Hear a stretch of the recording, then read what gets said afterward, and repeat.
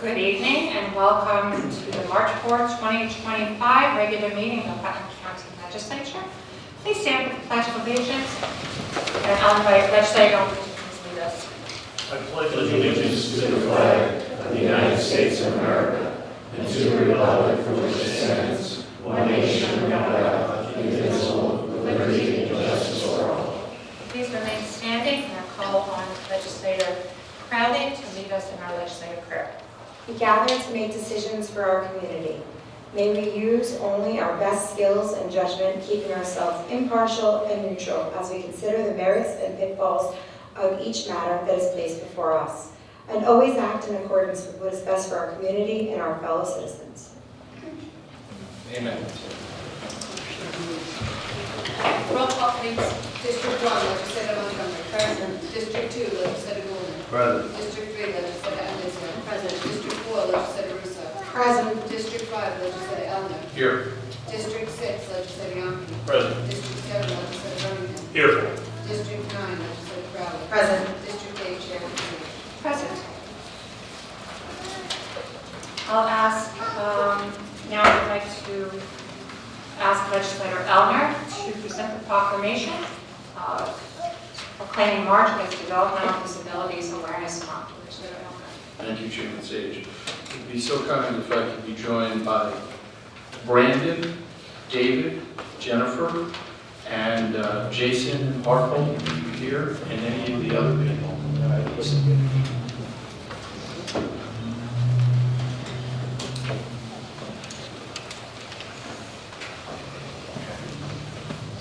How are you both?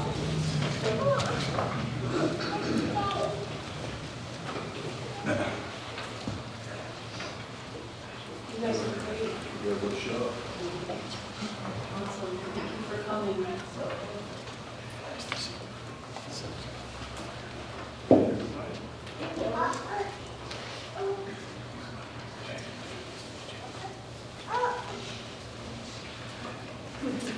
Everybody?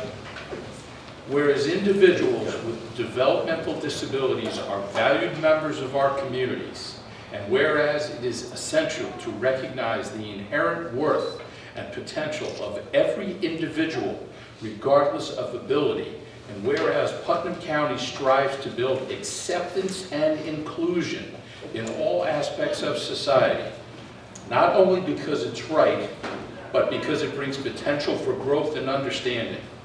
And Putnam County realizes that all its residents, non-disabled and disabled alike, are a most important resource, striving to think differently daily. And whereas raising awareness about developmental disabilities fosters understanding, acceptance, and inclusion, and whereas promoting the rights and opportunities of individuals with the developmental disabilities ensures they can lead fulfilling and independent lives. And whereas increasing public awareness can help to break down barriers and increase support for those with developmental disabilities and their families. And whereas March provides a dedicated time to celebrate the achievements and contributions of people with developmental disabilities and to address the challenges they may face. Now therefore, be it resolved that the Putnam County Executive and the Putnam County Legislature do hereby proclaim March 2025 as Developmental Disabilities Awareness Month and commend our local service providers, schools, and organizations for the valuable services they provide to people with disabilities, their families, and the community. Who should I give this to?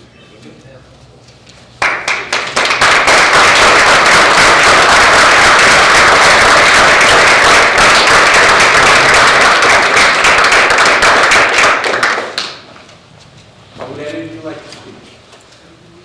Please. I just wanted to say thank you to this body and also Dana for the exceptional work that's been done. This agency services people 365 days a year, 24/7, encompassing all areas of the human experience, from residential, vocational, educational. So please think of that this year, this month, and throughout this year. Thank you so much. Thank you.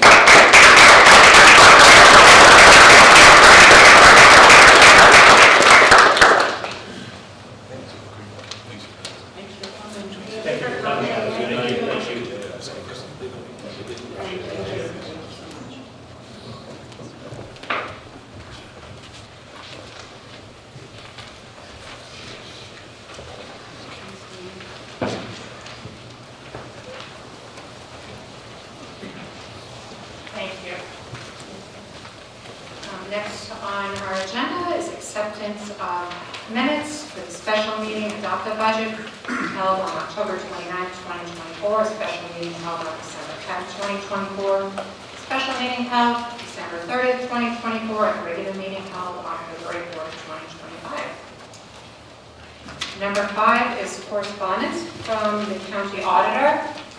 There was no, we have nothing in front of us for correspondence from the county auditor. Number 6, we'll move on to pre-bills and resolutions.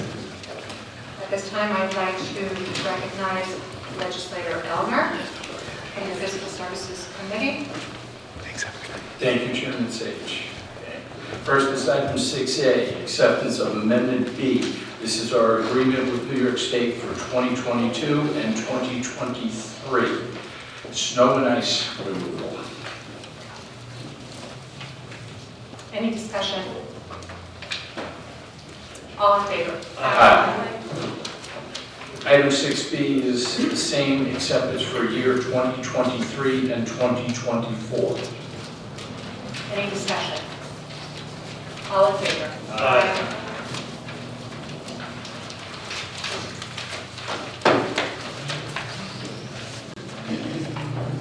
Item 6C is for authorizing and implementing the funding of first entrance of 100% of the federal aid and state aid eligible costs for transportation. This is specific to East Branch Road over Haviland Hollow Brook Superstructure replacement. This is money from the Bridge New York Fund. Any discussion? All in favor? Aye. 6D is authorization and implementation for the first instance of funding federal and state aid for eligible costs. This is for the Peekskill Hollow Road over Peekskill Hollow Creek Bridge repairs, also from Bridge New York. This is for $588,746. Any discussion? All in favor? Aye. 6E is approval for operating assistance pursuant to Title IX of the Federal United States Code, Section 5311. It's a consolidated grant application for our fiscal year 2024 and 2025. Any discussion? All in favor? Aye. 6F is approval for a negative secret declaration, Peekskill Hollow Road over Wiccopee Brook Culvert replacement. The county to be the lead agency. County is the lead agency. Any discussion? All in favor? Aye. 6G is the approval. SEQRA also a negative declaration, Snake Hill Road over Philipse Brook Culvert replacement. Any discussion? All in favor? Aye. 6H, support and approve continuing the Putnam County Parking and Transfer Program and Intercity Bus Mass Transportation Joint Services Agreement to operate the Croton Falls Commuter Shuttle from Handler Manpack, Town of Carmel, Park and Ride Facility to a train station.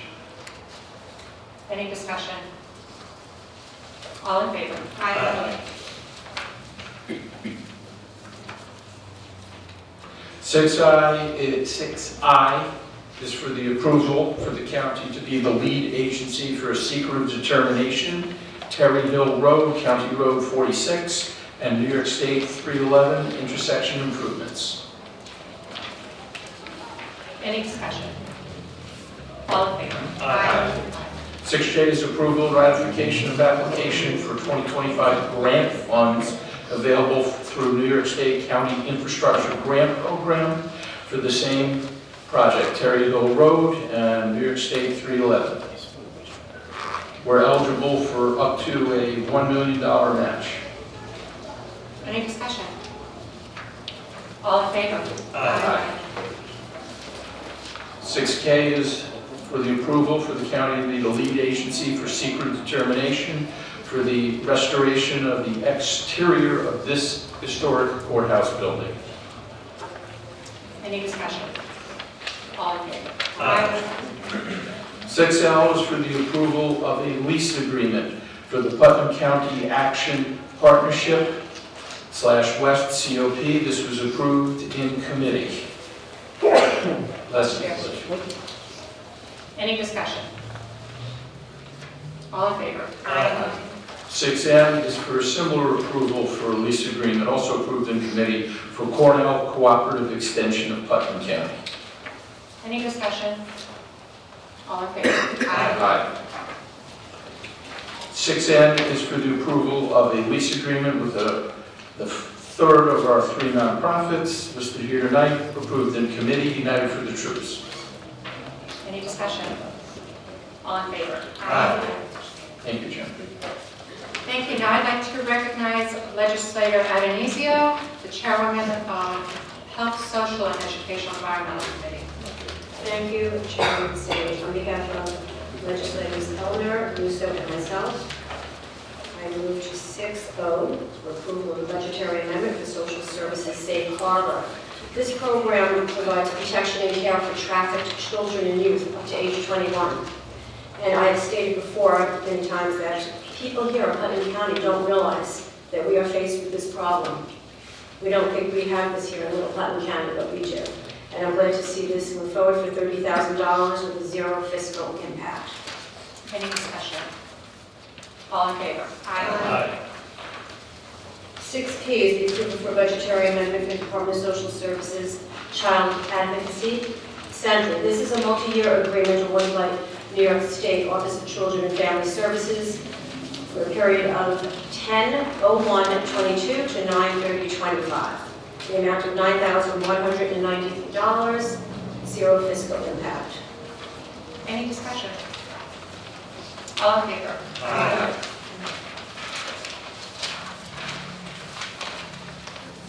Moving on to 6Q is the approval of budgetary amendment for Department of Social Services Child Advocacy Center Crime Victims Board. It's a multi-year agreement awarded by New York State Office of Victim Services, running through 2022 to 2025. Amount of $23,157, 0 fiscal impact. Any discussion? All in favor? 6R is the approval of a budgetary amendment for the Department of Social Services, Putnam County's Code Blue allocation. For those of you that don't know what this is, it's issued when the temperature drops to 32 degrees or below. And it remains in effect until the temperature rises above 32 degrees. And homeless people are referred to emergency shelters, and they can be transported by bus or taxi. And Putnam County provides shelter and warming centers for those in need. This is the amount of $26,994 with a 0 fiscal impact. Any discussion? All in favor? 6S is the approval from the Department of Social Services for Putnam County's administration for community living. This is provided by the Office of Children and Family Services for the purpose of providing resources to enhance, improve, and expand adult protective services, the ability to investigate allegations of abuse, neglect, and this is the amount of $15,337, 0 fiscal impact. Any discussion? All in favor? 6T is an approval for a budgetary amendment, Department of Social Services, to amend the 2025 mental health budget to reflect adjusted state aid levels. And this is a 0 fiscal impact, the amount of $488,973. And this is state aid levels that are going to be passed through to provider agencies in accordance with the most recent state aid authorization from New York State Office of Mental Health. Any discussion? All in favor? 6U, approval for the Department of Social Services 2024-2025 is New York State Rental Supplement Program Allocation. And this is the purpose of providing vital rental assistance to individuals and families, regardless of immigration status, who are experiencing homelessness or or facing loss of housing.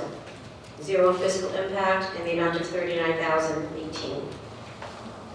Any discussion? All in favor? Aye.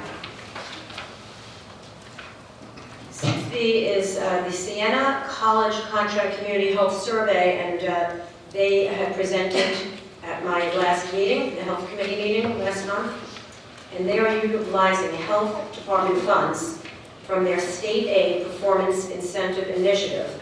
It was a grant of $23,286 with zero fiscal impact. Any discussion? All in favor? Aye. 6W, Fund Transfer, Department of Social Services Committee on Special Education for Daycare. They are requesting a fund transfer to reallocate funds to cover projected costs of $346,831 with a zero fiscal impact. Any discussion? All in favor? Aye. 6X is the Department of Social Services miscellaneous contracts covering projected costs. Again, zero fiscal impact in the amount of $22,285. Any discussion? All in favor? Aye. 6Y, Department of Social Services. This is a 3-year contract that is up for renewal for the period of 2025 to 2028. This program does not require matching funds, and the application is due March 19th. I'm just asking for approval for the grant renewal. Any discussion? All in favor? Aye. Thank you. Now I would like to recognize Chairman Yonke, Chair of the Personnel Committee. Thank you, Chairman Sage. On behalf of the legislators Adenizio, Goldman, and myself, I'd like to move forward with item 6Z. It's the approval of a budgetary amendment to the Department of Social Services, Child Advocacy Center, New York State Office of Children and Family Services, Supplemental grant. It's a staff retention bonus package. Discussion. All in favor? Aye. Item 6AA, it's the approval, the confirmation of the appointment of the Director of the Office for Senior Resources.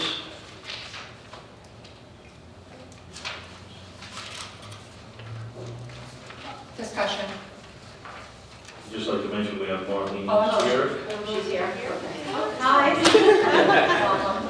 I just want to say welcome, Marlene, to your new position. And you certainly have the qualifications and experience for this appointment. Welcome. Anyone else?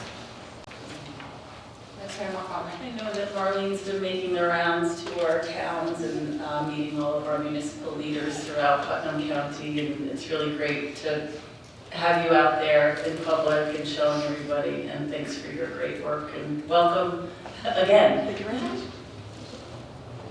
Anyone else? Thank you. Russo. I just want to say welcome and thank you so far for all your help and assistance. Thank you. Well, I would like to just say I'm very, very happy to appoint Marlene to our Senior Resources Director. I was lucky enough to be interviewed, being on the interviews for this position. She's very well qualified. I'm so happy that we're promoting from within the county. She's got many years of experience. The seniors all know who she is, and she'll do a fabulous job for our seniors here in Putnam County and expanding this program for all of our special seniors here in Putnam County. So with that, I will, all in favor? Aye. Aye. Congratulations. Congratulations.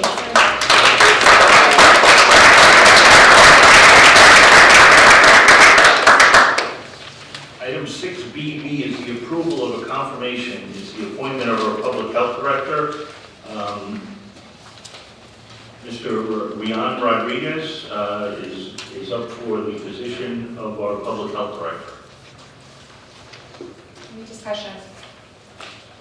Legislator I Montgomery. had an opportunity to speak to Fran this week. I listened to the meeting, the committee meeting, and I'm really happy that we're going this route. When this conversation first came up about deciding whether to go with a commissioner who was required to have an MD or a public health director, I was in favor of a public health director. I think,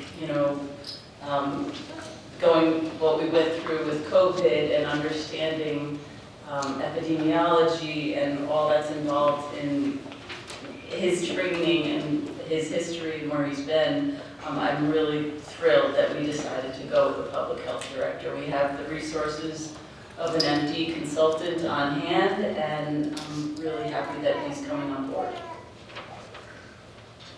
Anyone else? Legislator Haviland. I think that Mr. Rodriguez is going to do an absolutely outstanding job. However, I have a problem, is that this was presented by personnel as a savings to the county. It is not a savings to the county. This change is actually going to cost us about $65,000, $70,000 a year more than where we currently are. Anyone else? I have it spoken. I would like to welcome Mr. Rodriguez, who just joined us this evening. Again, I'd like to say that I'm very proud to make this appointment, to vote on this appointment here. I had the opportunity again, and thanks to the administration for allowing me to sit in on these interviews. Mr. Rodriguez was extremely well qualified, extremely well spoken. He has extensive published materials. He's local and lives in Brewster. He's got a family here. I'd like to thank him for stepping up to this new challenge in his career. And I'd also like to further thank Dr. Neshwat for continuing as a medical consultant for Putnam County. His dedication to Putnam County continues, as well as being our county coroner. So welcome, Mr. Rodriguez, and I thank Dr. Neshwat for all his service to the county. With that, I'll call on Legislator Montgomery. Thanks. Oh, I'm sorry. Legislator Lease has spoken. I just want to say Mr. Rodriguez possesses the necessary skills and experience for this position. I will be supporting the confirmation this evening. Anyone else before I? Sorry, I missed you when I was welcoming you, but welcome and thank you. I hope that Legislator Elner can give us the line item by line for his math, that he's determined that this will not be a savings. But I also mostly want to thank Dr. Michael Neshwat for his service to Putnam County. His years of dedication getting us through COVID. It was rocky times with he and I in the beginning, and we've come to really appreciate each other. And I do have to say, Dr. Neshwat loved Putnam County, and he will be missed. Loves. Loves, yeah, too. Thanks. He loved it. He's leaving. With that, I will, any further discussion? Okay, all in favor? Aye. Congratulations.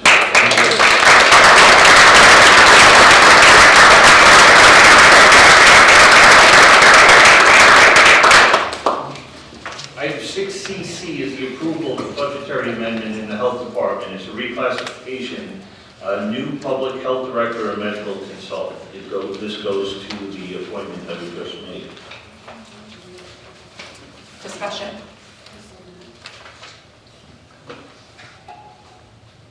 All in favor? Aye. Item, Yes.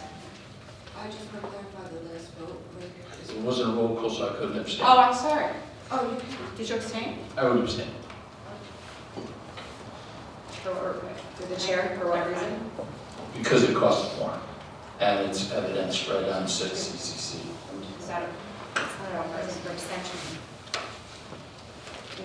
Through the chair, can I call council? So you recognize is that a council? proper abstention? Yeah. Is that a proper reason for abstention? Yeah, A financial cost? he's permitted to abstain. Okay, stands. Okay, moving on I have to, a comment, please. just for the public's knowledge, you don't all have this back up, but the budget lines that we're talking about are taking the interim commissioner of public health, which was $226,000, to a public health director at $155,000. Amen. Legislator Elmer. Yes, and we're adding $110,000 for a medical consultant, and now we're adding additional people to our health plan. That's why it does not result in savings. And as I said before, I want to welcome Mr. Rodriguez. He is eminently qualified, and he will do a fantastic job. Any further discussion on item 6CC? Okay, all in favor, would you vote? Aye. Aye. 6CC. The extension is Yes, correct. That was 6BB, right. Item 6DB is the ratification of the Civil Service Employees Association, Inc. collective bargaining agreement. I'd like to congratulate the county executive and his staff, as well as the negotiating crew for CSEA. This is our largest union, and I'm glad to see. We hope we have a fair deal for both sides, and I'm glad to see that this has been accomplished. Discussion. Legislator Crowley. I'm thrilled to see that now all four unions have hopefully a contract that they're happy with. That's something that means a lot to me, and thank you for all the service that you've done throughout the county and working through this, and congratulations. Legislator Anizio. Thank you. I'm also proud to support our dedicated members with fair wages and the benefits that they deserve. They're very hard workers. I'm glad they reached a 5-year agreement. Thank you. Any other discussion? I'd just like to thank everyone for their dedicated service and support and their hard work on this. I'd also like to thank all our employees at CSEA for all their dedication and hard work. With Putnam County, we could not provide the services that we do at Putnam County if not for these dedicated employees, and so I'm very happy that we have a fair deal in front of us. And with that, I will call on a vote. All in favor? Aye. Item 6, congratulations. Thank you.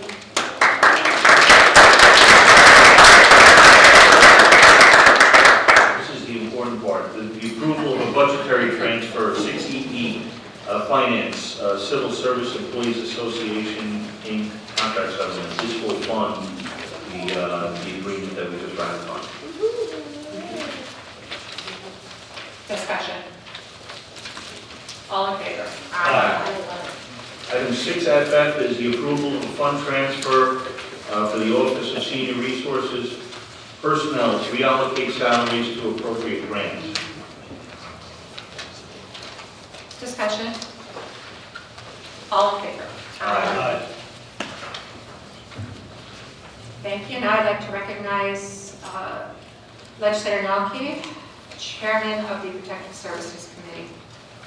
Thank you, Chairwoman Sage. On behalf of legislators Anizio, Birmingham, and myself, I'd like to move forward with item 6GG. It's the approval of a budgetary amendment for the Sheriff's Office. It's GPS technology for Putnam County Patrol Fleet. Discussion. All in favor? Aye. I'm sorry. So I just wanted to say I fully support this budgetary amendment, as I'm always in favor of improving the efficiency of our sheriff's department. Thank you. Any other discussion? All in favor? Aye. Thank you. And now I would like to recognize Legislator Birmingham, the Chairman of Rules, Enactments, and Intergovernmental Relations Committee. Thank you, Madam Chair. We have 5 items for you tonight. On behalf of myself, legislators Ellender and Goldman, I'd like to move the following 5 items. First one is item 6HH, budgetary amendment for the County Attorney's Office. Legal services, it's $150,000 to pay outstanding legal bills. Moved on behalf of the committee. Any discussion? 2 times prior, this department came to us and asked for $50,000 budget transfer for the end of the year. So that was $100,000. And now we have an additional $150,000. I don't like it. Anyone else? I'd just like to make a note that this was tabled from our January audit committee meeting. We tabled to our February rules committee meeting because the amount was just more than I was comfortable with, and I felt it deserved further discussion. As stated, the law department budget for outside counsel was originally $300,000. So when the actual numbers doubled to $650,000, I think that warrants deeper discussion with taxpayer money. This amount is more than any other amount in the past 10 years. And I certainly understand the need to pay our bills, and I certainly understand the need for outside counsel. When the law department came in towards the end of the year, last year they asked for an additional $50,000 to cover the outside counsel for the rest of the year. They came back again and asked for another transfer. And then they came in asking for this next transfer of $150,000. As I stated, I wouldn't be a good legislator if I didn't want to discuss this a little further. I'm simply satisfied and they were provided the information that I asked for. I dug through it and it was certainly appropriate, but as a legislator, that's something that I really have to look into, and I appreciate the opportunity to be able to discuss it now and to vote on it now. I hope going forward that we can budget more responsibly so that we don't have surprises at the end of the year. I do understand that things come up, but just so we have a better understanding as to what to expect and to keep reasonably within our budget. With that, I will call on the vote. Roll call vote, please. Legislator Adnesio. Yes. Legislator Birmingham. Yes. Legislator Crowley. Yes. Legislator Elmer. No. Legislator Goldman. Yes. Legislator Yonke. No. Legislator Montgomery. Yes. Legislator Russo. Yes. Chairwoman Sage. Yes. Motion carries. Thank you, Madam Chair. The next item on the agenda for the Rules Committee is item 6II, approval budgetary amendment for the Veteran Service Agency, the peer-to-peer program. It's an amendment for $197,864, zero fiscal impact in both this fiscal year and the next. Moved on behalf of the committee. Any discussion? All in favor? Aye. The next 3 items, Madam Chair, concern our favorite topic, our legislative manual. And 6II is a resolution authorizing a moratorium on the... JJ. Oh, JJ, I'm sorry. Just be clear. No, you're right. 6JJ, my apologies. Resolution authorizing a moratorium on the implementation of certain provisions of the legislative manual. As we all know, back in January 7th at our reorganization meeting, I put forth several proposals to amend our legislative manual, and 3 of them, rightfully so, have been the center of some conversation and perhaps some concern, and those are rules numbers 31, 32, and 33, as well as subdivision 2B5C.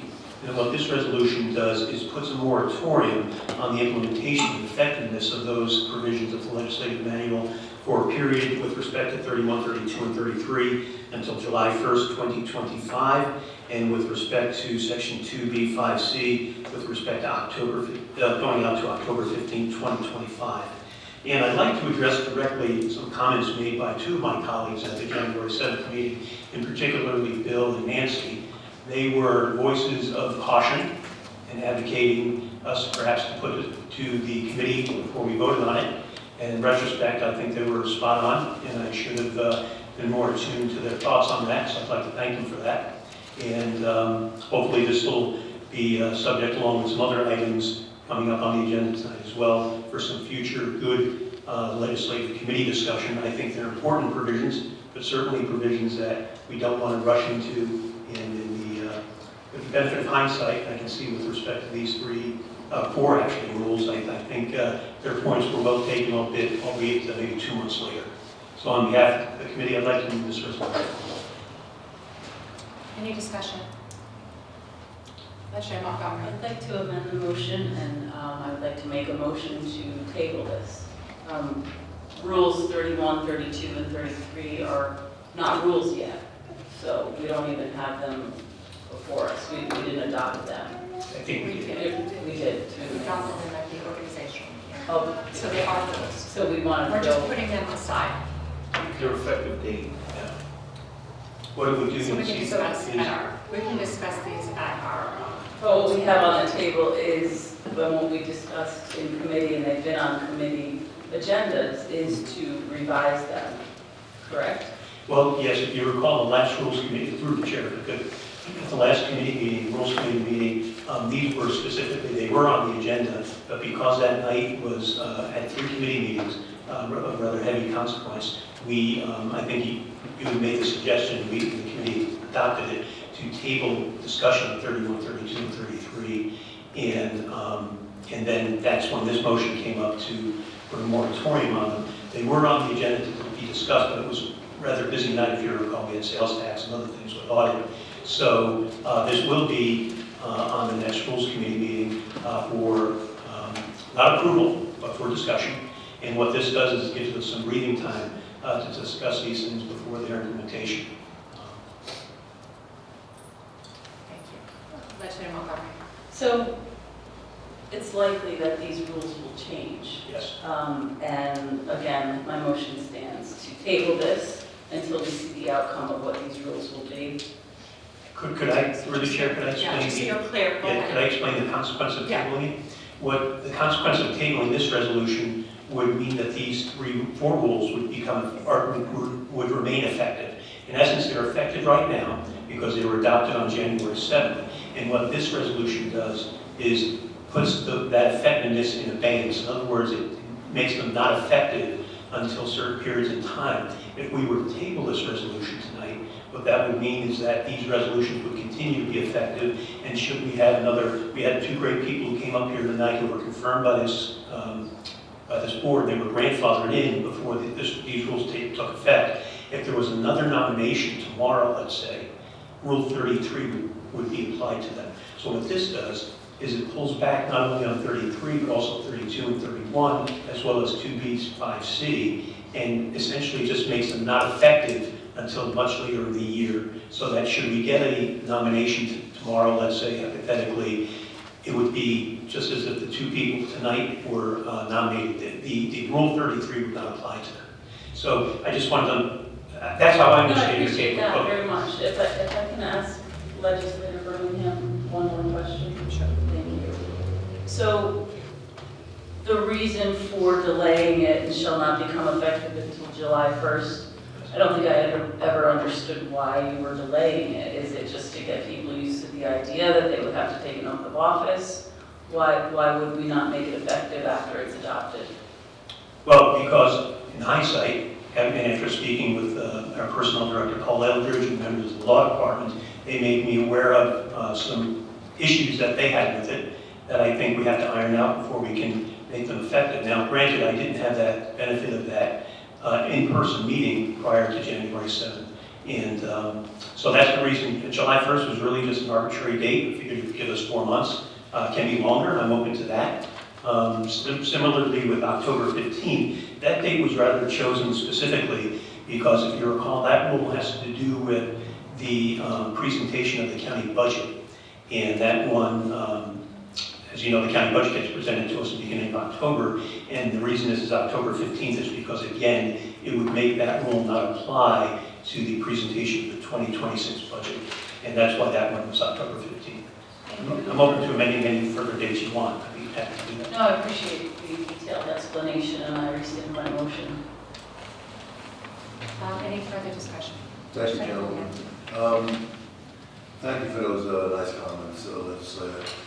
We clearly see that there are flaws in this current legislative manual by this item 6JJ.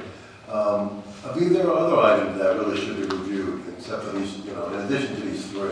I'd like to make a motion to adopt last year's manual until we hash out all of the issues that we have with this current legislative manual, and then bring it back up and adopt it at that time. Just point of order, I'm not sure that motion is subsidiary to mine. In other words, to amend a motion, you have to either amend it or table it, or something that's subsidiary. What you're proposing is the adoption of a prior legislative. Adopting, going back to the previous one, we had no issues with for a whole year. And the way this was put through, not going to committee, but going directly to a full legislative meeting, and not being able to hash these things out in discussion, the best thing to do in this situation is go back to the previous one and then hash out whatever problems we have and then move forward. We've already passed that. This, yeah, I don't know if that's, Yeah, this just speaks Let to me ask council on this. I believe Legislator Birmingham is right, is that his motion would need to be resolved before a separate motion that's not subsidiary is considered. Okay, I'll make that motion to do another business, sorry, thank you. any further discussion? I will call for a roll call vote. Legislator Advisio. Yes. Legislator Birmingham. yes. Legislator Crowley. Yes. Legislator Elmer. Yes. Legislator Goldman. Yes. Legislator Yonke. Yes. Legislator Montgomery. Yes. Legislator Russo. Yes. Chairwoman Sage. Yes. Motion carries. Thank you, Madam Chair. The next item is item 6KK, approval of amendment to the legislative manual, public comment during legislative sessions and committee meetings prior to taking a vote. Moved on behalf of the committee. I'd like to make a motion to remove this from the agenda for all the reasons that were just brought up on the last agenda item. I do appreciate Legislator Crowley bringing forward this change, but I do think that it came in for approval, and just like the changes that Legislator Birmingham brought forward, I think it needs more discussion. So I'm making a motion to remove it from the agenda so it can go back to committee for more discussion. Is there a second? Roll call vote, please. Legislator Advisio. Yes. Legislator Birmingham. Yes. Legislator Crowley. No. Legislator Elmer. Yes. Legislator Goldman. No. Legislator Yonke. Yes. Legislator Montgomery. No. Legislator Russo. No. Chairwoman Sage. Yes. Motion carries. So that was the motion to pull from the table. So we can move on to 6L. So just to be clear, what are we tabling this for? We didn't pass the motion to Table it, yeah. Well, no, he That did wasn't a motion to it was remove. from the agenda. There's no further discussion after it's removed. I thought the vote was The on. vote was yeah, he said for further discussion. No, your motion was to remove it from the Remove agenda. from the agenda. And he received a second. We had a roll call vote. But we didn't call for a discussion, so. There is no discussion Because we don't like transparency, No. so we don't hold That's part of our discussions. rules. It's part of the rules that we've had in place. There will be discussion at further committee meeting. Well, it's just been removed, so what committee meeting will it go through?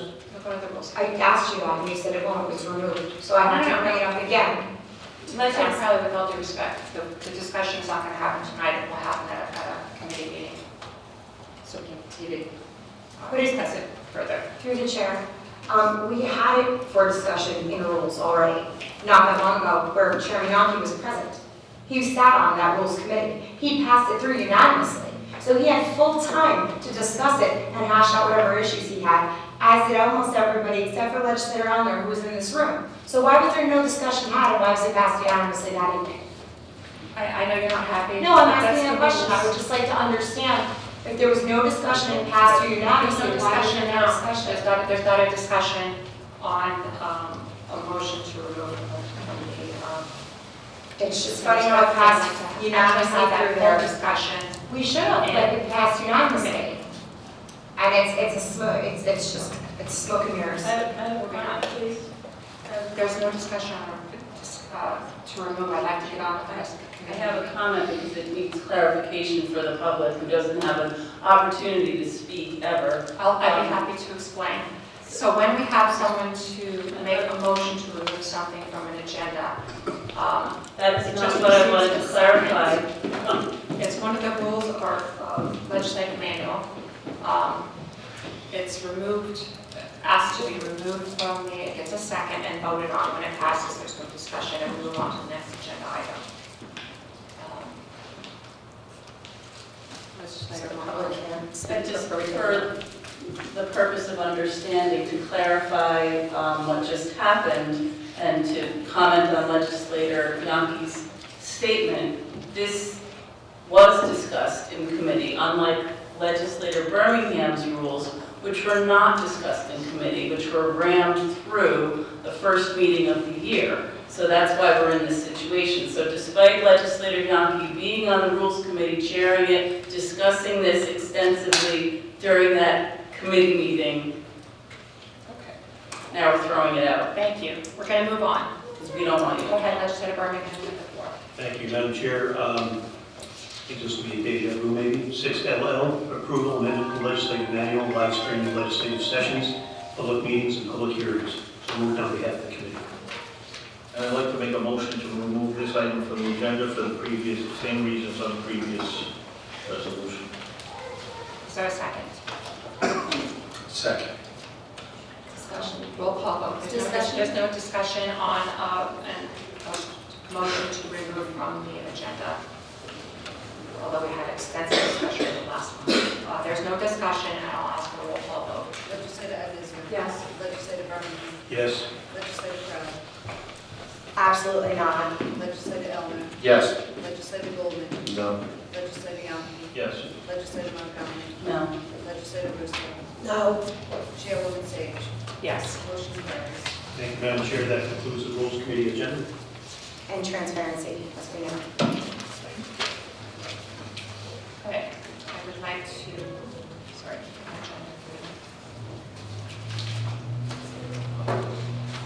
All right, I would recognize myself as chair of the Audit Administrative Committee meeting on behalf of Legislators Birmingham and Legislator Crowley. I would like to bring forward agenda item 6MM. It's an approval for a budgetary amendment for finance for the year-end journal entry. Number 2, this is something that we typically do at the end of the year to reconcile our books. Any discussion? Roll call vote. Legislator Adams. Yes. Legislator Birmingham. Yes. Legislator Crowley. Yes. Legislator Elmer. Yes. Legislator Goldman. Legislator Yonke. Yes. Legislator Montgomery. Yes. Legislator Russo. Yes. Chairwoman Sage. Yes. Motion carries. Agenda item 6NN is an approval for a budgetary amendment 24A017 for planning. This is for state and municipal facilities grant program. This is a SAM grant. This is to be used for the Putnam County Veterans Museum to build a Quonset hut. This is in the amount of $50,000 with zero fiscal impact. Is there any discussion? All in favor? Aye. Agenda item 600 is an approval for a budgetary amendment for DPW for the East Branch Road over the Haviland Hollow Brook Superstructure replacement. This is for the town of Patterson. And there is a fiscal impact of $30,000, $579 for 2025, zero fiscal impact in 2026. Discussion. All in favor? Aye. Agenda item PP is an approval for a budgetary amendment for DPW for Peekskill Hollow Road over Peekskill Hollow Creek Bridge repairs for the town of Putnam Valley. This does have a fiscal impact of $29,437 for the year 2025. Any further discussion? All in favor? Aye. Agenda item QQ is a budgetary amendment for the Department of Social Services. Excuse me, for the Department of Social Services for the Mental Health OASS abatement funds to support the LOST team and Project Hope. The LOST team consoles those who have lost someone suicide. This gives them a bag to help them begin their healing process for the families. This is in the amount of $10,600 with zero fiscal impact. Any discussion? All in favor? Aye. 6RR is an approval for a budgetary amendment for the Finance Department for the Legal Aid Society for Indigent Legal Services. This is an increase in aid for indigent legal services for the Legal Aid Society in the amount of $592,286. Discussion. All in favor? Aye. Agenda item SS is an approval for Putnam County's request to extend a 1% increase in county sales tax for an additional 3 years. Discussion. Mr. Croton. So 56 of the 62 counties, including the 5 boroughs, all have 4% or more sales tax, and we're at less than the city. And 8 of that are lower, and they collect an occupancy tax ranging from 3 to 5%, or even as much as 7. Dutchess and Orange County collect 5%, even though they have a 3.75 sales percent tax. So we're one of the few counties that, when we look at this as a whole, that realistically, even with the few counties that don't collect the sales tax, they collect the occupancy tax. So they're up in the 5, 6, 7, 8s, and they're much higher than we are.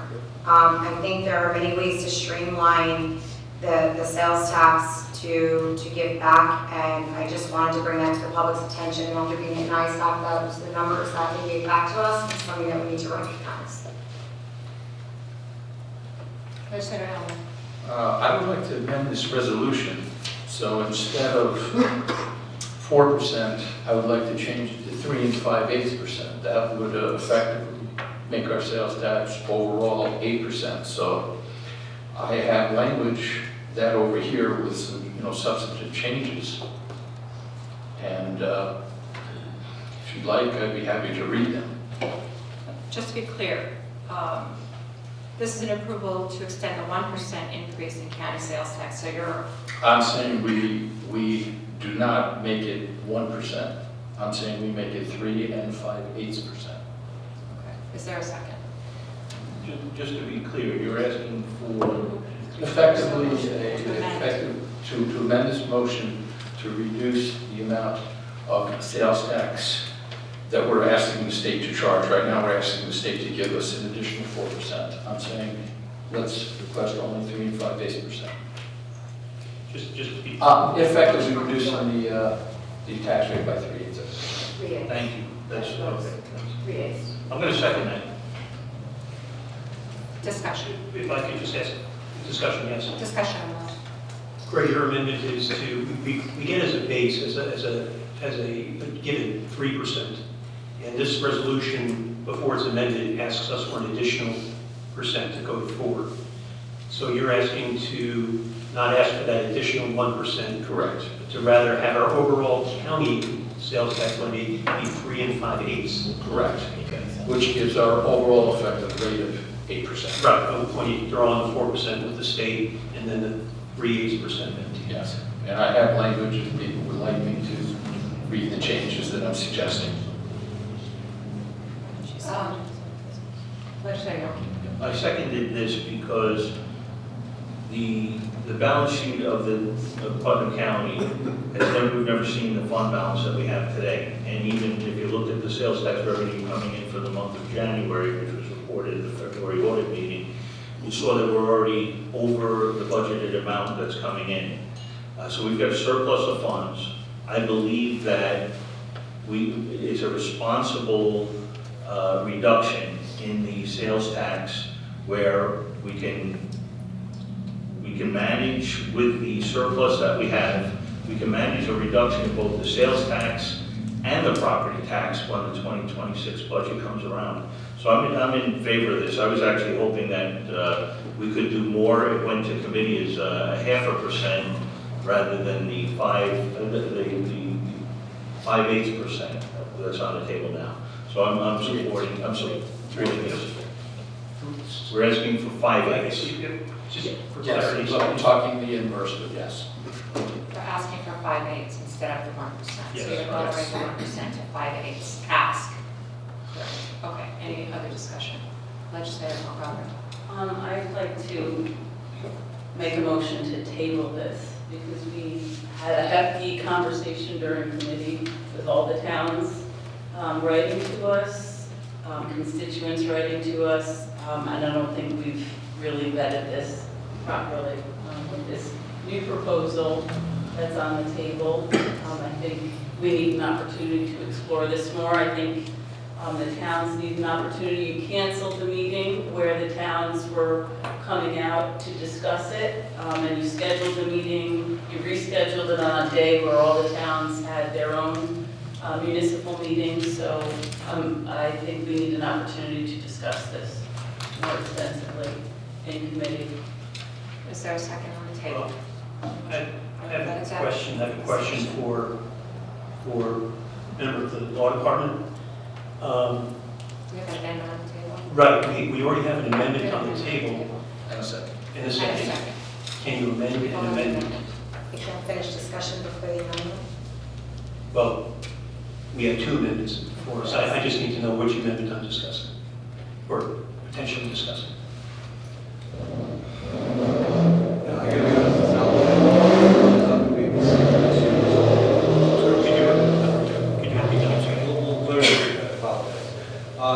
Because this is not a circumstance that often comes up, I'm not sure what Robert's rules would normally require there, or what's in the legislative manual, because again, multiple amendments, I'm not sure if that's specifically addressed. It may be most prudent to address the First Amendment first, resolve that, and then have a Second Amendment follow. If the legislature prefers, you can make essentially last in, first out, make as many motions to amend each amendment and then resolve them in reverse order, but that may get a little confusing depending on how many amendments are made. So what do we do with the amendment, the motion to table? Hasn't been seconded. That hasn't been seconded. Can we finish discussion? Of course, she was discussing, she was doing discussion. Which is up to you to allow for discussion before you take vote.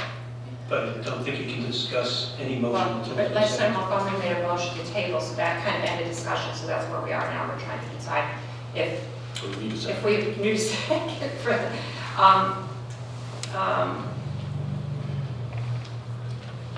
I have Robert's rules in front of me, may I I did too. clarify? No second.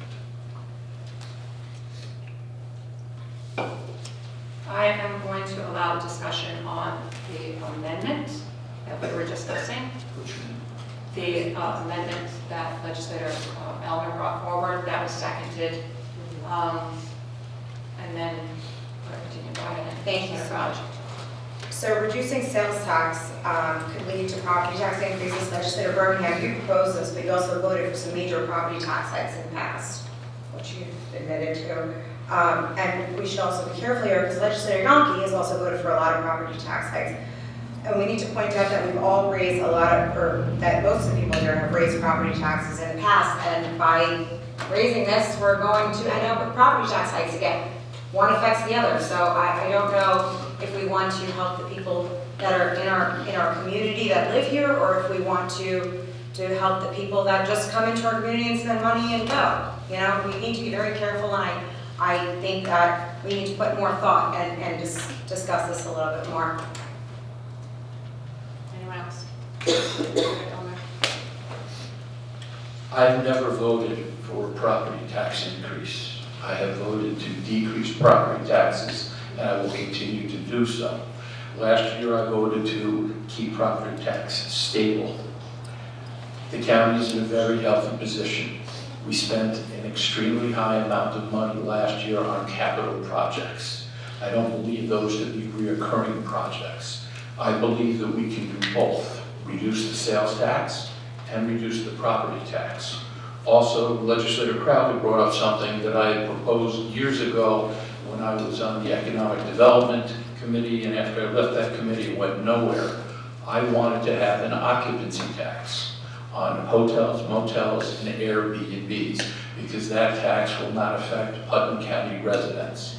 I even stated at that point is, should a Putnam County resident need to stay in a dwelling for an extended period of time, that they could have the opportunity to get a rebate on what was being charged. So I think that this is good legislation. It puts money back into individuals' hands, not that of government. And I believe we can continue to reduce taxes, like I said, this and a property tax reduction. Further discussion? Legislator Ed. Thank you. Just so we know, the county portion of the property tax is the lowest. Everyone's aware that the state share of the sales tax, Putnam County, is 4%. The county portion is 4%, and MTA tax is 3/8. So that's 8 3/8. I believe coming to a straight 8% would benefit Putnam County. Another example of a benefit to Putnam County was when we created a 2-year sales tax exemption on clothing and footwear under $110. That was done last year, in March of '24. The higher this tax rate, the sales tax, when people go shopping, and the higher it burdens people, especially people with low incomes. So I'm definitely in favor of this. Legislator Goldman. Thank you, Chairwoman. Many of us, as you can hear by this discussion, would like to cut the sales tax just mentioned and not allow it to move forward. I agree, we should cut taxes. We have cut taxes. We have to figure out what the best way to do this for the benefit of the residents of Putnam County. This legislative body has cut taxes on clothing and footwear under $110, whether you buy at a store or you buy online. It went into effect on March 1st, 2024, and will continue until March 1st, 2026. At the last board meeting, I asked Commissioner Lewis, and he stated that at the last meeting, residents have saved $1.5 million for that specific tax deduction. That's very good. That's a lot of money that going back into the residents of Putnam County. This was the first meaningful sales tax cut we've had in Putnam County for years. Over the last 15 years, 15 plus years, Putnam County had traditionally used sales tax to lessen property taxes. I've mentioned this multiple times. Everyone you speak to, everywhere in the county, they say that their property tax is too high. Sales tax is not even mentioned. People are not even considering the sales tax because it's the same as every other county around us. Property tax is the problem that everyone is facing. Property taxes are paid by the owners, property owners here in Putnam County. Sales taxes are paid by the residents and non-residents who come into the county to shop. One out of every dollar for property taxes, schools taxes make up 70% of that share. That's a large percentage of the taxes. Putnam County government is 9% of that bill. In Putnam County, we pay some of the highest property taxes in the country. Part of the reason here is county government is 9% is because we've done a great job with spending and giving the services back to the community. Where the school district taxes are just too high, that's why our taxes are very high. I don't want to pay higher property taxes, I don't want to pay higher taxes. I believe we pay too much, whether it's a fee, whether it's a levy, whether it's a toll, whether it's an assessment, whether it's a contribution, or whether it's a congestion price. We are paying too much to live in New York State. And the residents of Putnam Valley, the area I represent, will agree with everything that I'm saying. By not extending the 1% sales tax, we are jumping the gun here. At the last Board Committee meeting, I asked Commissioner of Finance, we have just settled 4 union contracts. How much is this actually going to cost us in the next few years? He couldn't give us an answer. I asked him, how much will our health insurance for the employees in Putnam County cost us in the next few years? He couldn't give me an answer. He couldn't give us an answer. I asked him, how much will the Putnam County Employee Insurance Review Committee cost us when they finally figure out and make recommendations, for us to vote on? He couldn't give us an answer. The federal government will be making cuts that we all hear about every day. There's a lot of uncertain issues here. A lot of uncertain questions. We need answers. I asked the commissioner, would it be irresponsible to cut this at this time? He said yes. I would prefer lowering property taxes for the residents of Putnam County and also giving back some of the money to the towns that we have, the 6 towns and, throughout the county, because their infrastructure is breaking down. Same taxpayers. People don't care. They're taking it from the right pocket or the left pocket. They're paying too much in property taxes, and I'm going to vote to extend this 1% and look to lower property taxes in the future. Thank you. Legislator Montgomery. So back to the second amendment that I proposed on the floor. It is allowable. The primary amendment and one secondary amendment can be pending at the same time. So I think we should go back to the secondary amendment, which was mine, which was to table this because we obviously still have a lot to talk about. The towns haven't had an opportunity to come before us. It would be a real disservice to, I think, everybody in Putnam County if they didn't understand the impact that this could have this year, because I see some hope for the towns in doing what all but 11 counties in New York State do, and that is share sales tax revenue with their villages and towns. So with that, I would like to make a motion to table this. Through the chair, I was able to clarify. Okay, thank you. Successive motions to amend even can be made, and if that is done, the first motion gets priority and then it goes from there. A motion to table can also be made. Further discussion is not permitted on that motion, though. On the motion to table, specifically. Okay, so we have a motion to table, so we need a second and a vote on that Correct. before we can table it or go on to the original motion. Correct. Okay, so I will ask for a second to table. Can I clarify, please, what we're tabling? Discussion. We're tabling The original resolution for the 1%. the 1%. Correct, the original 1%. I make a motion to table resolution number 6SS on the agenda. Is there a second? Second.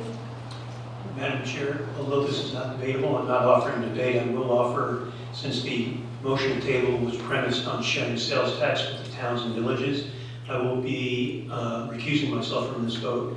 Law firm of which I'm a partner represents 1 town and 2 villages. So that's the reason for my refusal on this motion to table. Thank you. Okay, so now we're voting on a motion. We have a motion on the table to table. We have a second. So a roll call vote to table the original resolution of the 1%. Legislator Adams. No. Legislator Birmingham. I recuse and abstain. Legislator Crowley. Yes. Legislator Elner. No. Legislator Golden. No. Legislator Young. No. Legislator Montgomery. Yes. Legislator Russo. Yes.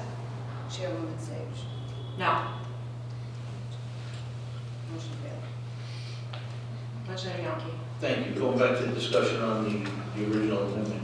I heard legislator probably talk about tax hikes, property tax hikes. I've been here for 8 budgets. We never had surplus of money like we have today. So yes, I did increase property taxes. I would venture to guess there's no one in this room that has a background in property taxes that I do. There might not be anybody in the county that has a background like I do in property taxes. We have room to give back in both the sales tax and the property tax columns with the surplus that we have. It was my initiative 2 years ago to take $500,000 that was meant for frivolous spending, in my opinion, and give that back to the taxpayers. So that was for the 24 and 25 budgets. So altogether, we've given back $1 million to the taxpayers in property tax relief. I think we need to stop taking money unnecessarily from our residents. We can do that with the sales tax, and come the 26 budget, process, we can reduce the property tax for next year. Legislator Montgomery. The last time this came up for a vote was in 2022, and to comment on Legislator Bianchi's comments, we did have a surplus then, so this is not the first day we've seen the fund balance that we've had. We've had it for quite some time. In fact, the sales tax revenue has actually steadily been growing since 2019 with the passage of the Wayfair Act, which allowed us to tax online purchases. And in 2022, all the legislators that were here during that time made comments like, this is the most important, it's very important that we extend this 1% sales tax increase for our seniors. It's very important that we add this to the county budget because it is needed. We can't do without it. We heard from the, who was then the finance commissioner. So this is interesting. Every year I voted against the extension, and this year, because I see an opportunity to partner with our towns and villages who have tiny budgets, who need help with their infrastructure. We did have a proposal by the county executive to help them out. In last year's budget, the legislators voted that down, and I think because I see a light at the end of the tunnel with partnering with our towns and villages and giving them the resources that they needed, because we are sitting on a lot of money that they generate, that they have to deal with all of the consequences of generating that sales tax with the impact of tourism and the people that come to their towns. They have to fix most of their roads. They have to remove most of the garbage that this sales tax revenue incurs on those towns and villages. So I would, with that, make a motion to table the amendment. Okay, we have a motion on the table to table the amendment. Do we have, she made a motion to table the original. We voted on my motion to table the original. What's on the floor now is the amendment. So I make a motion to table the amendment. Do we have a second? Second. Roll call. Well, if I could, not to comment on the motion itself, but for the same reasons. Sorry? The chair. Oh, speaking Thank to the you. chair. Go ahead. Yes, for the same reasons I stated earlier, because I think this motion to amend is premised on the sharing of sales tax. As I stated earlier, my firm is counsel to 3 of those entities, so because of that, I will be abstaining and recusing from this motion. Thank you. Legislator Birmingham. Roll call vote, please. On the motion Can you read what the amendment was? I'm speaking right now. Roll call vote to table the amended resolution, the 5/8% increase. So roll call vote on to table. Legislator Adamski. No. Legislator Birmingham. Recuse and abstain? Legislator Crowley. Yes. Legislator Elmer. No. Legislator Bowden. Yes. Legislator Yonke. No. Legislator Montgomery. Yes. Legislator Russo. Yes. Chairwoman Sage. No. Okay, moving on. It's 4-4. We've done the discussion. It's 4-4. Oh, I'm sorry. It's 4-4. Doesn't pass. The motion to Table. failed. Failed.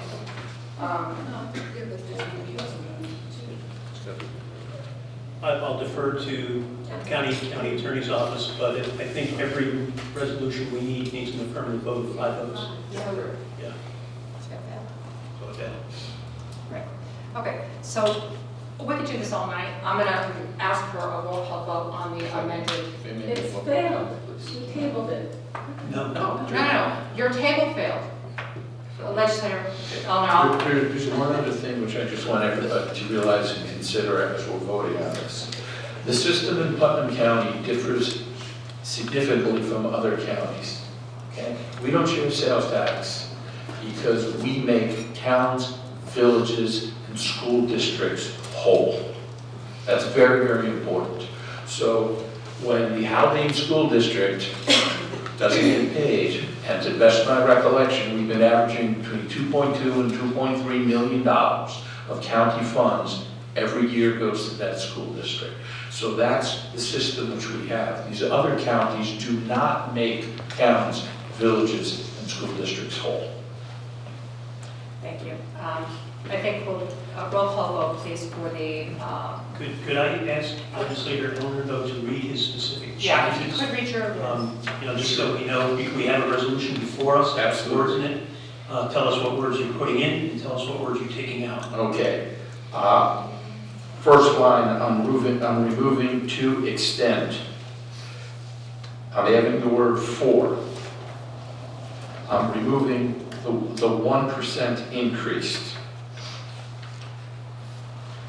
I'm removing for an additional 3 years. To read what you're actually. Just go to committee. Okay, I have it here, okay? Ridiculous. Approval of Putnam County's request for the county sales tax rate to be established at a rate of 3 5/8% for the period from December 1, 2025 through November 30, 2028. Whereas in accordance with Chapter 113 of the laws of 2011 and pursuant to resolution number 41 of 2011, resolution 88 of 2013, and resolution 38 of 2015, the Putnam County Legislature approved the introduction and passage of legislation for the continued authorization of Putnam County sales tax to be increased from 3% to 4% for the period of September 1, 2007 through November 30th, 2017.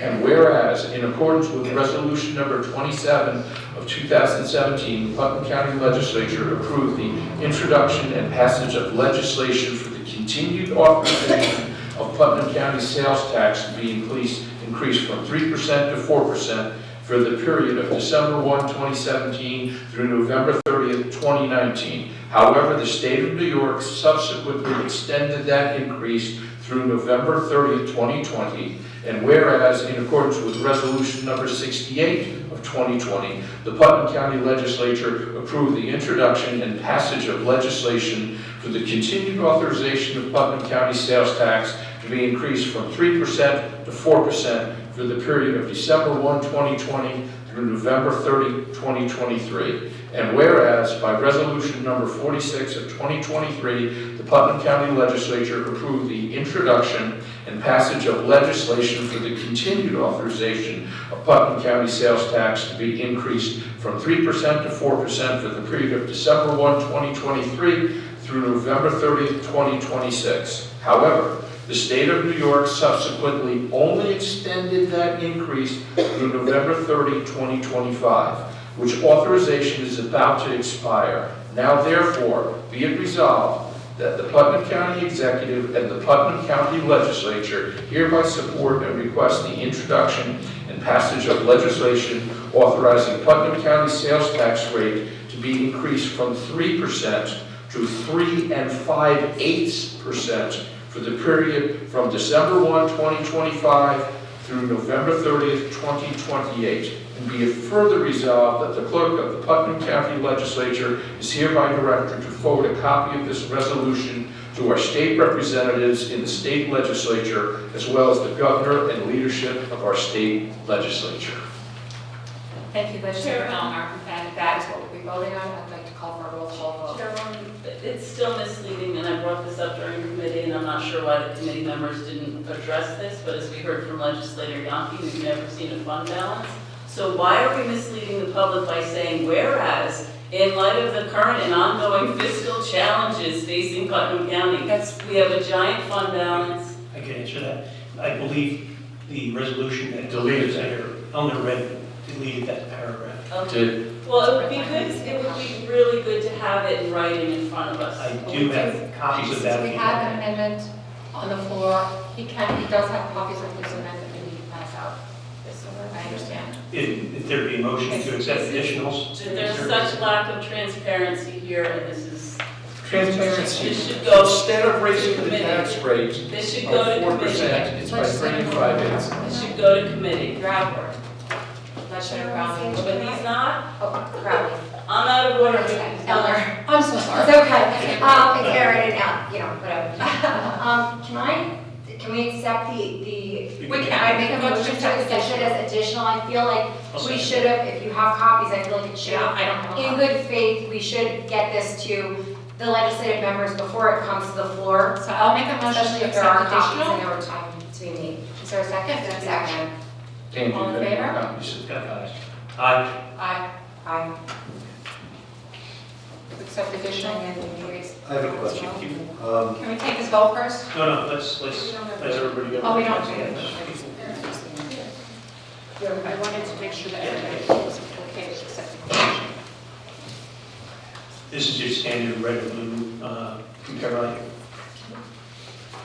This usually happens in committee, but here we are again, ramming something through that. I apologize for being away with my family and extended family when the committee meeting took place. Well, they should go back to committee then. Let's take a vote. We are voting on an additional 5/8% for the period of December 1st, 2025 through November 30th, 2028. This is the amended resolution. Roll call vote, please. That was quick. You guys were fast readers. I don't know, wait a few minutes. Seconds.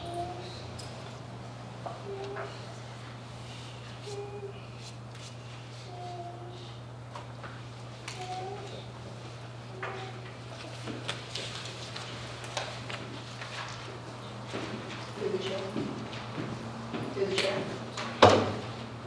It's not a question, I just want to say, we have to also, people need to understand that New York State has to also agree to this. Yes. It's not just that we're just, This has to we be don't know if they representatives of will all. even agree in Albany, so just want to be aware of that.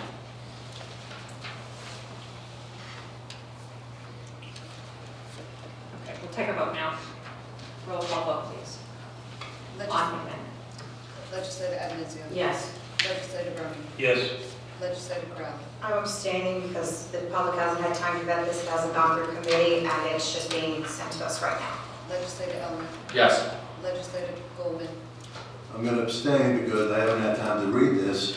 I find it very interesting that Legislator Elmer proposed this, and and a different legislator had the backups, and no one else had the backups. And then when we asked for backups, the other legislator gave us the backups. So I'm going to abstain. Legislator Yonke. Yes. Legislator Montgomery. I abstain, I didn't have time to review it thoroughly. Did you guys discuss this in caucus? Legislator Putnam. I'm going to abstain as well. Because where did all this come from? You Legislator didn't. Chairwoman Sage. No. Legislator Elmer's failed. Motion, yeah, on the 3/8%, 5/8%. Legislator Elmer's 3/5 or 3/8 fails. So the amendment we have before us is for the Putnam County's request to extend a 1% increase county sales tax for 3 years since the amendment failed. Legislator Elmer. I would like to propose another amendment, which is less of a reduction. I would like to propose that the rate be at 3.75%, which is effectively a 1/4% reduction in the county sales tax. All the other language remains the same. And Do I have a motion? Wait. Second. Through the chair, motion to accept additional, he has the resolution on this one too. I'll second that. Okay, well, he offered it to me, so I didn't, legislator Brown handed it to me. That resolution, so I feel Okay, so like we have a it's second handed on to the, me. okay, I'll take care of it, thank you. Thank you. We have a second on the floor for the amended resolution of a 1/4%. So we have an amended resolution to the original of an increase 3.75%. 3.75%. And we have a motion to accept additional. Do I have a second? I'll second that. All in favor of accept additional? Is that an additional? I'm sorry? Second is on the additional, we don't have a second on the. I seconded it. I seconded it. Yeah, so now we're into the discussion of the item, and we've accepted the additional.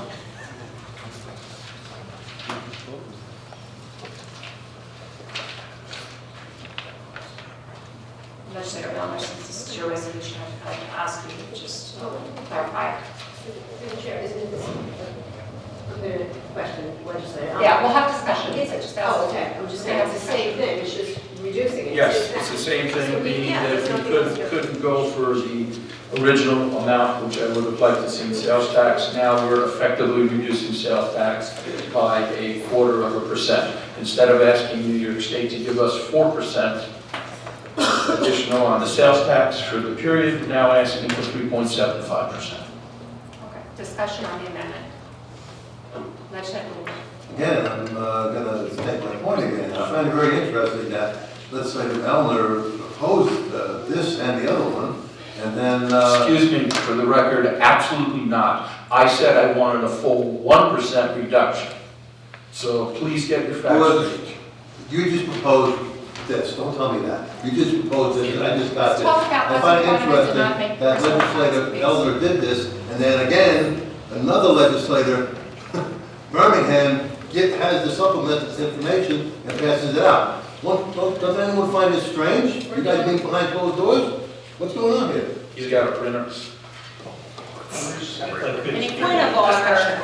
Yes, let me speak to that. There's nothing unusual about a legislative amending a resolution from the floor. How did you have it? Okay. And he proposed it, and we didn't have Let it. me finish. If I could. You have an answer? Well, let me finish.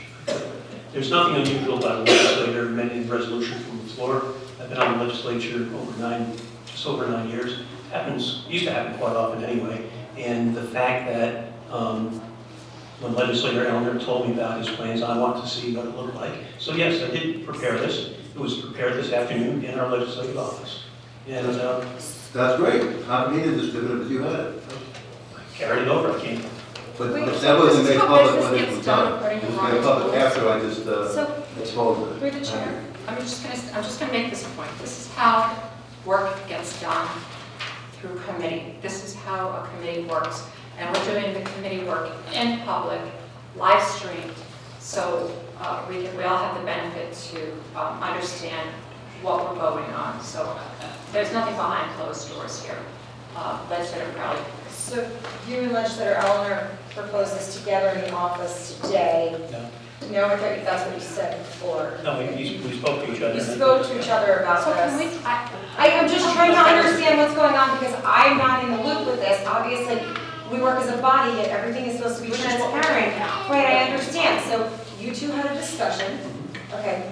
So are you two on the same committees at all? Is this violating open meetings law when you're sitting here discussing things like that, preparing it and going at it behind closed doors? actually, Legislator Crowley, you and I and Legislator Birmingham are on the same. I know what committee we are on, I understand that, but they're still having discussions behind closed doors about certain things. It's not transparent, it's not open, one's printed, one's not. Okay, it's ridiculous, you just so happen to have it printed out, it's not transparent at all. But you don't have caucus anymore, you don't want to do anything behind closed doors, but yet you're doing it. You are doing it. Aaron, I talked to my colleagues, I talked to you about legislation. In fact, I talked to you about legislation that was tabled this evening, didn't we? We talked about it yesterday, you were in full support until you weren't, because it's transparency and we're not in full support of transparency. So where transparency is thrown around so much only when it applies to you. No, if I could, you and I have talked about legislation many times before, my short tenure that you and I have served together. So, you know, I think that's pretty much the same as what Legislator Eleanor and I were talking about. Would you agree? I was an All right, let's continue with the work of this committee here, of our legislature. We have on the floor, and I really would like to actually discuss the merits of the amendment, essentially lowering the sales tax. We're talking about lowering sales tax for families in Putnam County. I don't know why that's so controversial, but we'll continue on with the discussion here. Legislator Elmer. When this was discussed in committee, I went on record saying I wanted to reduce what the county would request for by 1%. And a lot of people felt that's just too much. So coming here tonight, I figured that, you know, the 3.58 would be a good number. And obviously, this body felt that that was too much, so I was prepared to have the 3.75%, which is effectively a 0.25% decrease in sales tax. Very simple, okay? The original resolution here is to ask the state to give us a full 4%. I want to put money back in the taxpayers' pockets. That's it. I don't know why you guys, again, all have a joint. This is a very simple issue. Either you want to return money to the individuals, the residents of Putnam County, and anyone who, every time they spend.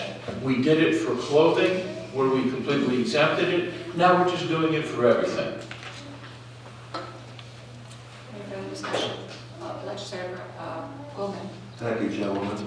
I agree. You wanted to reduce it by 1%. So I had a clear blue sky. You picked two separate numbers. Remember, at the last audit committee meeting, the Commissioner of Finance had no idea what the 4 union contract would cost over the next few years. He had no idea what the employee health insurance would cost over the next few years.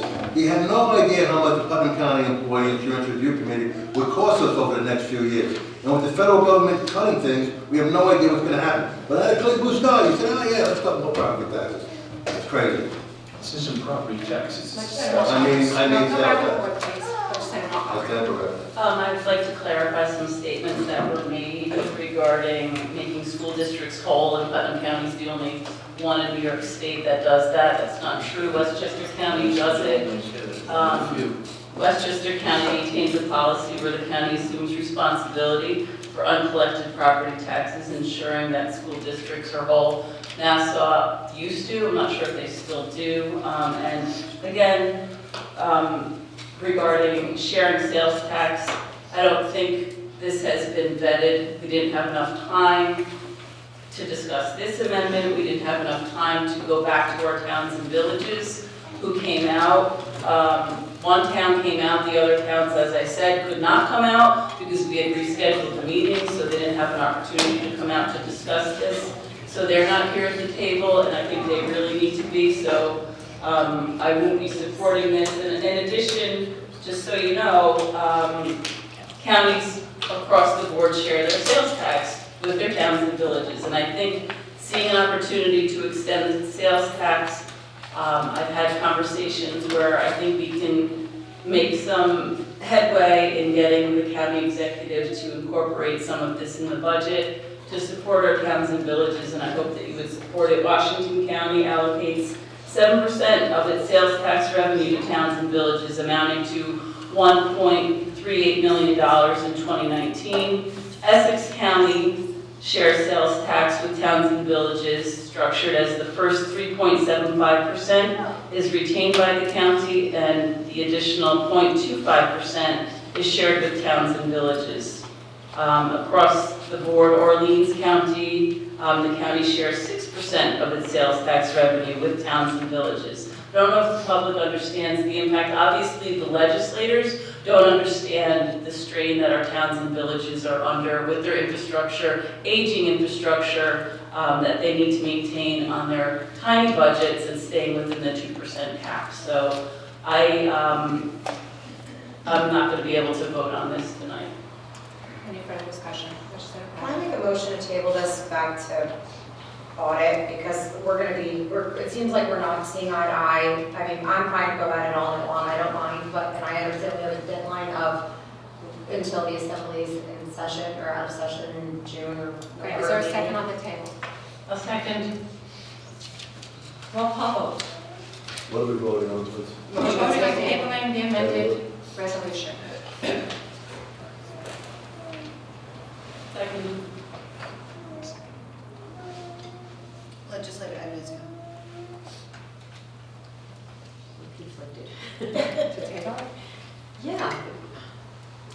You don't have I to don't go think we're along gonna with get- everybody. I never go along with anybody. I don't need you to tell me what to do. I will say yes. Legislator Birmingham. No. Legislator Crowley. Yes. Legislator Elmer, No. Legislator Goldman, Yes. Legislator Young, No. Legislator Montgomery, Yes. Legislator Russo, Yes. Chairwoman Sage. No. So just to be clear, Motion carries. for clarification, now we're back to the original Now we're getting back to the original resolution. 100%. Because all we did was table the amendment. Correct. We tabled the amendment, so we're back to the original 100%. We gotta work our way out. Okay. So now we have the resolution in front of us. It can be amended again. Through the chair. Do you have something else? I'm gonna motion to table this as well. For the same Yeah, reasons. I'll second that. It seems. It seems like we're going in circles. Yeah, and we can do that. I'll second that motion to table the main motion. Table the main motion to discuss at the next rules. Or audit, Audit. back to committee. Okay, so we're making a motion to table the original. Legislator Adamio, Yes. Legislator Birmingham, Yes. Legislator Crowley, Yes. Legislator Elmer, Yes. Legislator Coleman, Yes. Legislator Young, Yes. Legislator Montgomery, Yes. Legislator Russo, Yes. Chairwoman Sage. Yes. Motion carries.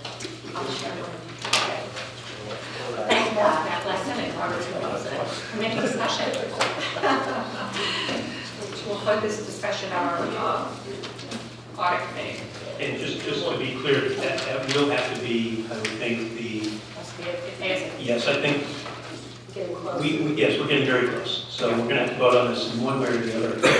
and we may have to have a special vote to pass Sure. this. Can I just, Sharon, can I just ask that if we have pre-filed resolutions, can we try and the best of this on our behalf to try to get them in before we're sitting at this table so we have time to vet them, so we don't end up doing this? I think we normally do. I Just, I think that stifles sometimes the working of this body, and I can't even guarantee that, but I Try. think mostly we try. Okay, that's all I ask, we try. Right, moving on to agenda item 6TT. This is approval for DSS, the authorization to establish a youth bureau petty cash account. This will establish a $200 petty cash account fund for the youth bureau office to pay for program supplies for the youth bureau events, particularly when a voucher or purchase order is not accepted or time does not allow. Discussion. All in favor? Aye. Agenda item 6U is an approval for Putnam County to serve as a sponsor for the fiscal year 2022 EPA STAG grant funding for the Hudson Valley Shakespeare Festival. This is a pass-through grant that the county applies for, and they pass it through to support the Hudson Valley Shakespeare Festival. Hudson Valley Shakespeare. Further discussion? All in favor? Aye. Agenda item 6VV is an approval authorizing the filing of an application for estate assistance, filing of an application for estate assistance from the Household Hazardous Waste Program, and signing of the Associated State Master Grant Contract under the appropriate laws of New York State. This is approving the municipal hazardous waste program that keeps hazardous waste out of our waterways and out of our environment. Discussion. All in favor? Aye. Okay, moving on to agenda item 7. We have with us tonight pre-filed resolutions.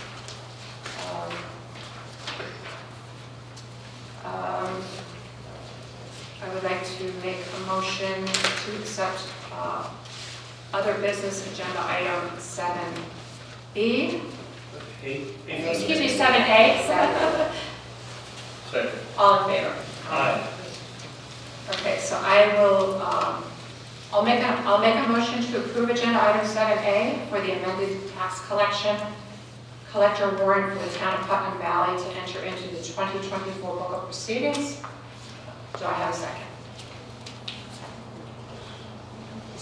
Oh, legislative comment, I'm sorry. All in favor, discussion. Legislator Jonke. Yeah, just so everybody understands, this is a request made by our Director of Real Property Tax. The warrant in Putnam Valley called for approximately $12,900 of unpaid water bills, unpaid water tax to be submitted on the tax bills at Putnam Valley. They were not on the bills. So we're going to have to bill at a later time. So we're just correcting the warrant that was signed last year. Any other discussion? All in favor? Aye. Okay, agenda item 7B. I would like to make a motion to go into executive session to discuss potential litigation. Do I have a second to go into executive session? All in favor? Aye. Any opposed? Want to do roll call vote? Roll call vote, please. Legislator Evans? Yes, it's to go into executive session, just to be clear. Legislator Birmingham? Yes. Legislator Crowley?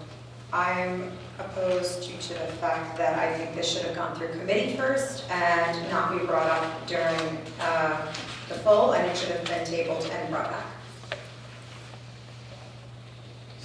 That's a no. I'm opposed. Legislator Elmer? Yes. Legislator Goldman? I also oppose because this kind of stuff should go into committee so we can have discussion, so the public can see what we're doing. Legislator Yonke? Yes. Legislator Montgomery? I vote no, we've never gone into executive session to retain an attorney. No, we've never had to do that before, so I'm not sure why we're doing it now, so I vote no. Legislator Russo? I'm going to abstain as well.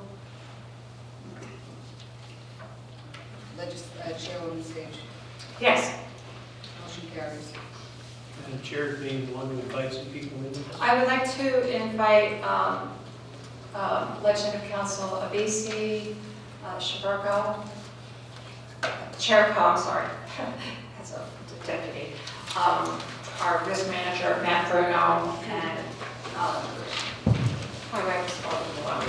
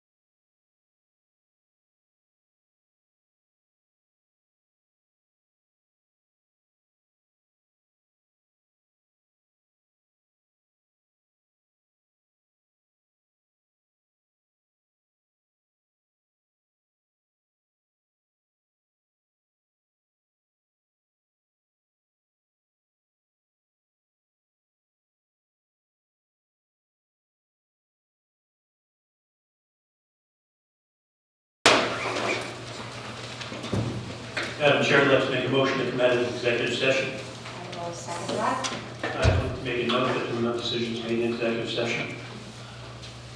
Thank you, Legislator Birmingham. Okay, moving on to additional for item 7B. Do I have a motion to add to the agenda?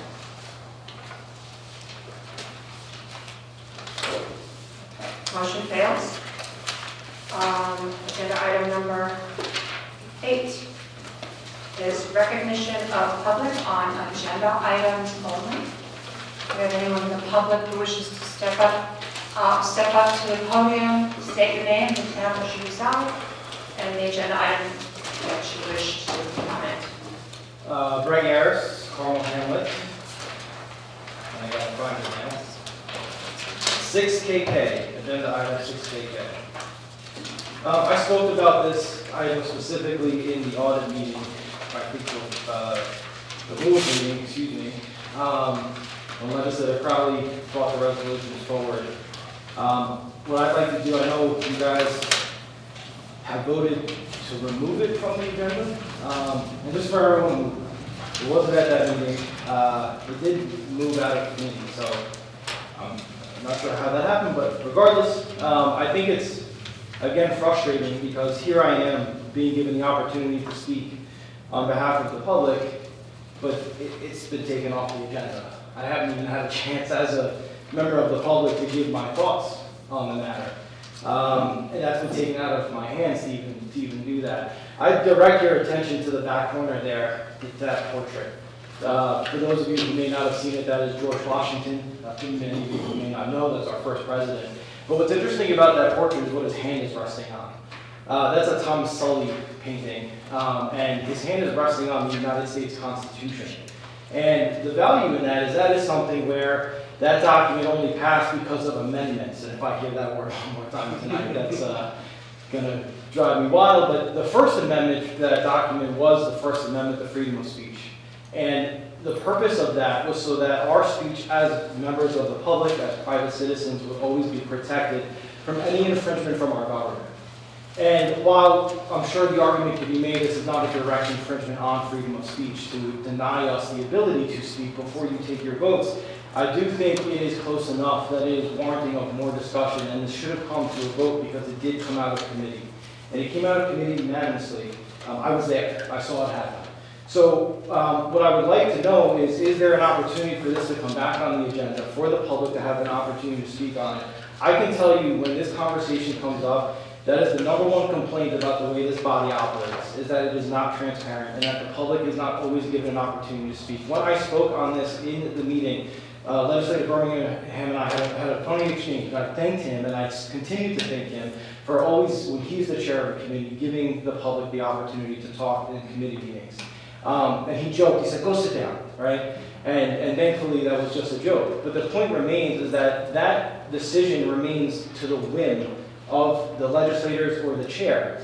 And it could be anybody in that chair. It could be anybody in that seat who wishes to deny the public the opportunity to voice their concerns about issues that are sitting before you. And you should hear those concerns, you should hear those comments before you take a vote. Otherwise, what are we doing? This is the whole purpose why you guys are here in your seats. So I would ask you to please consider that as you continue to consider these resolutions. I hope this is not the final time that it comes before you. The only other thing I'd like to comment on, if I'm allowed to comment on the second agenda item, it would be the sales tax item, and it's going to take me a while to find one letter and no letter. SS, thank you very much. Not a great two-letter combination, but 6SS. I want to say regarding Legislator Elmer, I have no problem with Legislator Elmer not making that last meeting because he was on vacation. If my daughter didn't dance, I would probably be on vacation too. And honestly, there'd be more money in my bank account. And I also have no problem with the amendments that he proposed here tonight. He wasn't at that meeting. He needs an opportunity to propose those amendments. What is frustrating as a member of the public, and this is at the body at large, is that there was a motion to table this because it became very clear that Legislator Allen put a lot of great detail into the resolutions and amendments he was offering. And he had a significantly proper amendment to offer. And no one was given time to look at it or read it before it was seemingly being rushed to a vote. There was a motion to a table, there was an amendment to an amendment to an amendment that got amended and then amended again. And a 30-minute discussion ensued, only to then end up tabling it anyway. So what I would say is I'd ask you guys to reflect on the process, because as a member of the public who's watching the process, it is a very frustrating thing to watch. And I feel bad because I'm keeping us here longer after we should have already been home by now. I think you all feel that way. I think that's part of the reason why there's an issue with the public speaking, because we all want to go home at a reasonable hour. But I hope these things get considered, and what I'd say about that sales tax issue is Legislator Yonke said this in the committee meeting. Legislator Elner brought it up today, and I think they're both right. There's an opportunity here to put tax dollars back in the pockets of taxpayers. That is never a bad thing. But what I would bring up again for your consideration, should this continue to be considered, hopefully before the deadline, is that the private taxpayer cannot build roads and infrastructure by themselves. Putting that money back in my pocket really amounts to a few pizza pies over the course of a year. Maybe even less, because a lot of that sales tax revenue is paid by non-residents. So they actually get a little bit of that savings too, which further comes out of what doesn't go back into our pockets. So what I would submit to you is that I know there's a plan from the 6 leaders of the towns and villages to consider a sales tax redistribution. I know that's a controversial issue. I'm asking that continue to be discussed and thought about for this process. And the reason for that is, in my town, and I know Legislator Elner knows this, and we're on the same side of this, is that I live in Cornell Water District 2. We almost got a $27 million project ran down our throats, if not for Councilman Robert Kearns, who put a stop to it. And what that would have done is cost the taxpayers in Cornell Water District 2 an additional $944 a year, the way they were trying to fund that.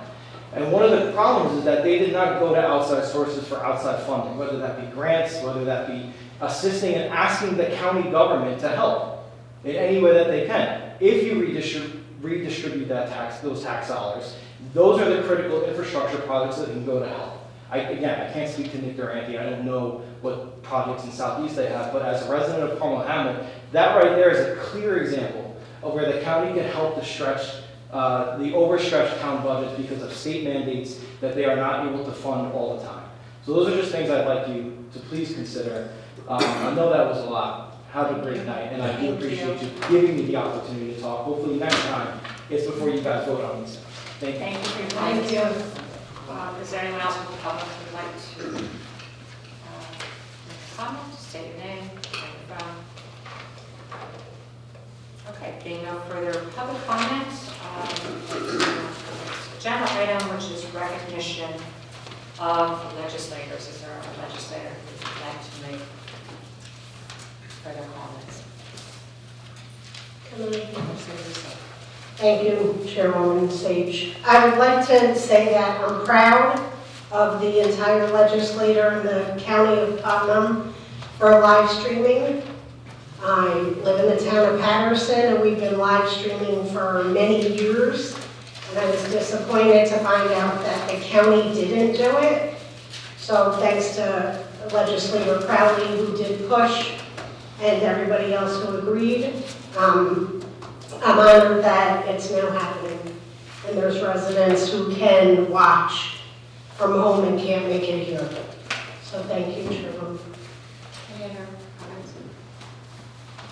I'd just like to say that this Thursday at 7 p.m. we will be back in this historic courthouse for the State of the County meeting.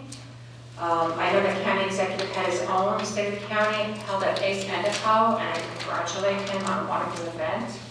To my knowledge, that was the first State of the County, not before the legislature, at least not in my tenure.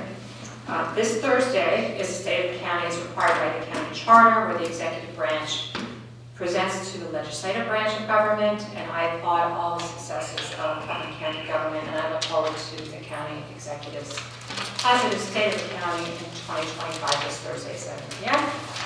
And with that, I will entertain a motion to adjourn. So moved. All second.